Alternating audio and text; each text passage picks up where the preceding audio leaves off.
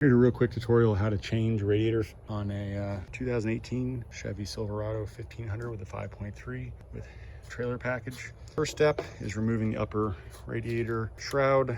It's held in place by about 10 or 12 plastic push rivets. Simply just push up the center section here and then remove the rivet. They are reusable, and that will remove this piece here off the top of the radiator. Secondly, you want to remove the intake plenum from the air box to the actual throttle body. That's held in place with two 8mm hose clamps. Once you remove that, the last two things you remove from the intake plenum is the two ventilation lines for the valve covers. This is the passenger side connection. Push down, slide it off. Driver side connection, push up, and also slide off there. Once you have that, then you can actually remove the plenum from the intake to gain access to the radiator. And the next thing would be to remove the radiator fan assembly, which is held in place with two 10mm bolts, one here and one here. Then you're going to remove the lower radiator hose plastic things that hold it to the radiator assembly, radiator shroud. And then there's two cooler lines that run through this one. You can insert a flathead screwdriver and pry this back. Same function on here, or push them off to the side and remove those. The last thing to do is remove the electrical connection from the radiator fan itself. That is held in place. One connection on either fan. There's a plastic lock. You're going to slide that off to the side, the light gray piece. Once that's pushed off to the side, press the center release, and once this lock is pushed off, then the center release will move, and you can simply slide it right off the fan. The left and right fans are the same connection, same concept. Push the lock and then press the center to release from the fan. Wiggle that out, and once that is out, you'll have two 13mm bolts that hold the radiator assembly to the radiator support. Those are on either side, one here, another over here. And once that's removed, then you'll be able to move your radiator back and forth a bit. And you can actually see that movement here with the AC condenser. It's also bolted to the radiator there. And now we're going to work on getting that removed. The next step is to remove the cooler lines from the radiator in tanks. You have one over here, and that simply is going to have a plastic dust shield over the connection. You're going to simply just push that back, and then you're going to find a E-clip. Simply put a flathead screwdriver into there and pry the E-clip back. New radiators tend to come with new E-clips, but it's always good practice to try not to lose them, just in case it needs to be reused. There's going to be an upper connection right here, lower connection down here on the passenger side of the radiator. The other cooler lines do not attach to the radiator itself. They slide on either side of the radiator. They do clip into the in-tank though. So it's good practice to push these off on either side, and they can just pretty much sit off to one side without interfering with replacement. As with most jobs on vehicles these days, there's always that gotcha bolt or that one procedure where it makes you work a little to get the thing done. The procedure on this one is to remove the condenser off the clips here of the radiator. There's pretty much a plastic blocking tab. You're just going to push that back and lift up, and that will release the condenser from the driver's side of the in-tank radiator. Over here, however, you have the similar setup where the plastic clip, you're going to push in, lift the condenser up.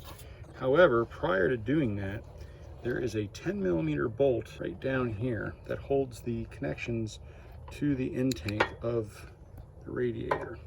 So what I ended up doing was taking the air box out, which is removed by simply the locking tab on the air mass meter. Slide that back, push the center, same as you did with your radiator fans, remove that. And then the air box itself is just held in with plastic grommets. Simply just grab the top of it and yank up with a reasonable amount of force. And it just pops out of place. Those are the plastic rivets that hold it down. Then you're able to lay the radiator condenser assembly way back and access the 10mm bolt on this side, passenger side of the radiator. And the final step, once you remove the 10mm bolt down there, is to remove the coolant lines from the radiator. So you have your upper bleeder hose here that runs to the coolant tank. Remove the self-tensioned clamp, slide it back and tuck that away. Your upper and lower radiator hoses, upper is over here. I actually believe I removed that when I took the radiator fans out. Similar design, just compress this with either a 90-degree angled set of needle nose or a pair of pliers. Squeeze that back. GM does have these small tabs where they tend to hold, but I don't usually tend to trust those. So I just slide them back and release the tension back on the hose, fold that away. And same on the lower radiator hose, which is down here. Fold that up out of the way.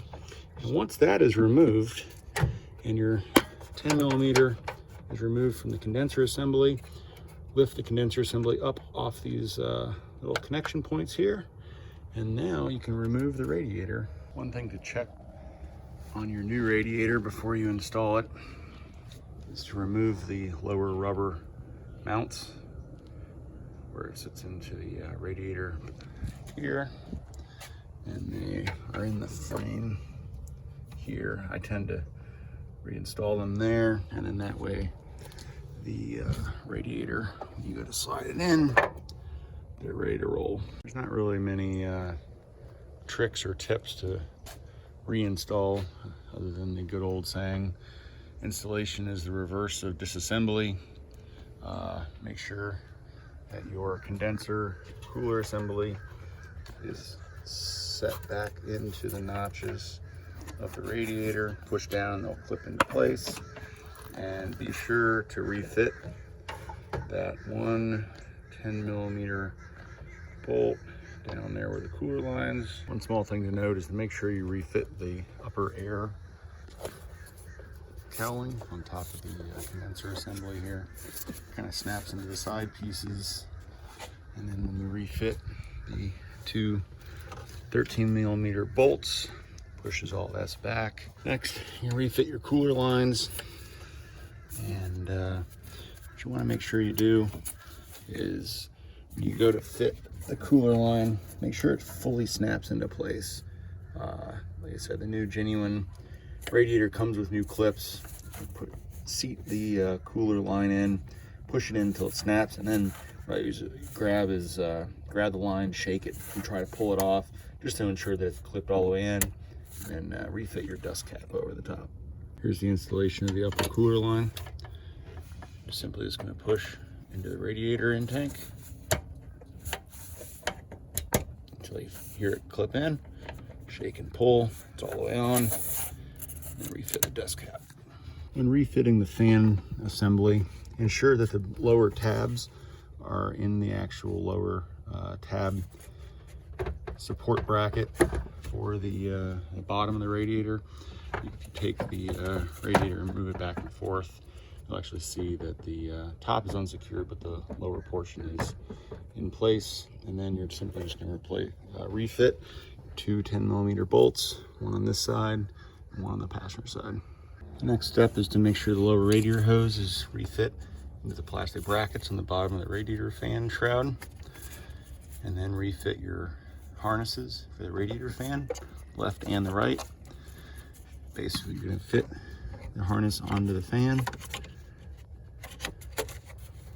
push it all the way on, and then push the slide lock over to lock it into place, and then refit your plastic wire harness. Fit the cooler lines also into the metal or the plastic bracket, so that way they don't rub against something or each other, cause a leak. Last few things are your upper air shield for the radiator support, held in with those plastic rivets. The air plenum goes from the air box, throttle body, to 8mm hose clamps. Your air box, don't forget to hook up your air mass meter. Your upper ventilation purge line to the top bleeder of the radiator here, and your upper radiator hose to the upper port on the radiator, and refit the hose clamps. Let me know if you have any questions in the comments.